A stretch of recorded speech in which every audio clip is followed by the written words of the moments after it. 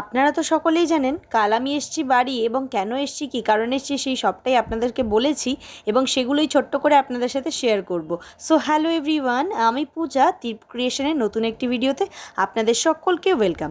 তো দেখুন 8 তারিখ তো আমি এসেছি, বললামই সেই দিনকে কী করেছি আগের একটি ব্লগে শেয়ার করেছি, আপনারা যারা দেখেননি গিয়ে দেখে আসবেন। পরের দিন সকালবেলা মানে 9 তারিখে যেদিনকে বিয়ের ডেট সেদিনকে দেখছি বাড়ির পাশেই যে বিয়েটা ছিল তাদের কিন্তু চলছে মনসা পুজো, যে পুজোটা কিন্তু হচ্ছিল আমাদের বাড়িতেই।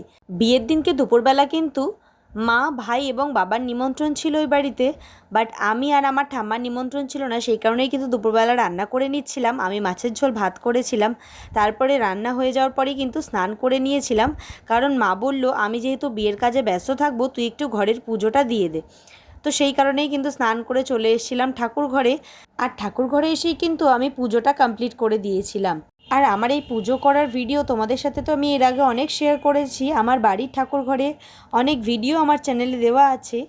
যারা আমাকে চেনেন বা আমার ব্লগ দেখেন তাদেরকে তো আলাদা করে কিছু বলার নেই, কিন্তু যারা আমার ভিডিও আজ প্রথম দেখছেন তাদের সকলকে আমি বলবো একবার আমার চ্যানেলটা ভিজিট করে দেখতে পারেন। যদি আমার ভিডিওগুলো ভালো লাগে তাহলে সাবস্ক্রাইব করে পাশে থাকবেন। তারপরে পুজো কমপ্লিট হলে দুপুরে খাওয়া দাওয়া করে আমি চলে গিয়েছিলাম পার্লারে রেডি হতে। এই যে আমার আজকের ফুল লুক কেমন লাগছে আমাকে একটু কমেন্ট করে জানাবেন। আর এই লজটাতেই কিন্তু হচ্ছে আমার ফ্রেন্ডের বিয়ে। আপনাদেরকে তো আমার আগের ব্লগটাতেই বলেছি যে আমার ফ্রেন্ডের বিয়ের কারণেই কিন্তু আমার এখানে আসা। আর এই হচ্ছে আমার বেস্ট ফ্রেন্ড, ওকে কিন্তু ভীষণ মিষ্টি লাগছিল আজকে দেখতে, বেশ অন্যরকম লাগছিল। আর আজ 5 বছর বাদে ওর সাথে আমার দেখা, সত্যি কথা বলতে দুজনেরই চোখে জল চলে এসেছিলো। অনেক কষ্ট করে দুজনের চোখে জল আটকে রেখে নিজেদের মনের অনুভূতিটাকে চেপে রেখে আমরা কিন্তু গল্প করছিলাম। যাই হোক, তারপরে এই হচ্ছে ওর বর, ওর বরও কিন্তু খুব সুন্দর দেখতে। আর এই যে ওদের এবার হবে শুভ দৃষ্টি, আপনাদের সাথে সবটাই শেয়ার করব, আপনারা ভিডিওটা দেখতে থাকুন, তাহলে ওদের বিয়ের পুরো ভিডিওটাই আপনারা দেখতে পারবেন। আপনাদেরকে তো আগের একটি ভিডিওতেই বলেছি যে বরমশাইয়ের কাজ পড়ে যাওয়ার কারণে সে কিন্তু আসতে পারেনি। তো আজ আমার বেস্ট ফ্রেন্ডের বিয়েতে অ্যাটেন্ড করতে চলে গিয়েছিলাম আমি আর এবং আমার মেয়ে।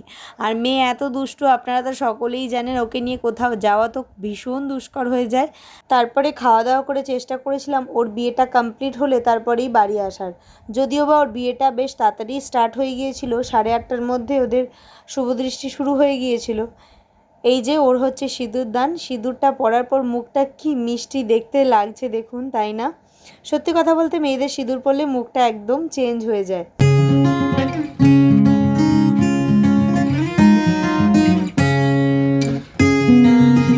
পরে কিন্তু বিয়ে কমপ্লিট হয়ে গেলে আমি চলে আসি বাড়ি। আর ওই যে বললাম বাড়ির সামনে একটি বিয়ে রয়েছে, তো তার স্টার্টার কাউন্টারগুলোই কিন্তু হয়েছিল আমাদের বাড়িতে। আর এই হচ্ছে আমার মা, ঠাকুমা, বাবা আর কোলে রয়েছে মাম্মাম। আর আমার মাকে কিন্তু আজকে রেডি করেছিলাম পুরো আমি। আর যেহেতু বিয়েবাড়ির গান চলছিল, মাম্মাম কিন্তু আমার বাবার সাথে ভীষণ ডান্স করছিল, বেশ মজা করছিল। আর যাই হোক, আমার আস্তে আস্তে যেহেতু 11:30 বেজে গিয়েছিলো, সেই কারণে স্টার্টার কাউন্টারগুলো কিন্তু অফ হয়ে গিয়েছিল।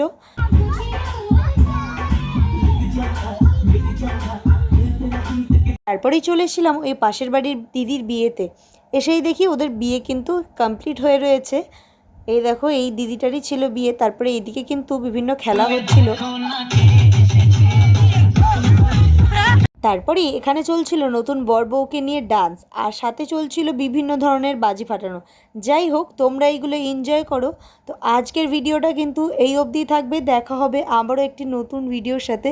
এরপরের ভিডিওটা কিন্তু আরও ইন্টারেস্টিং হতে চলেছে, তার জন্য তো পরের ভিডিওগুলো দেখতেই হবে। তোমরা এই ভিডিওটা এখন অবধি এনজয় করো।